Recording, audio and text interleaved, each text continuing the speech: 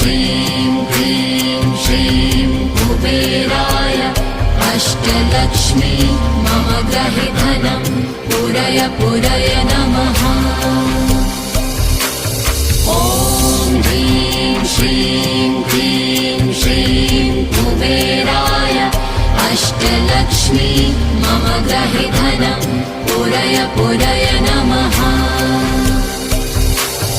ॐ ह्रीं श्रीं क्लीं श्रीं कुबेराय अष्टलक्ष्मी मम गृहे धनं पूरय पूरय नमः।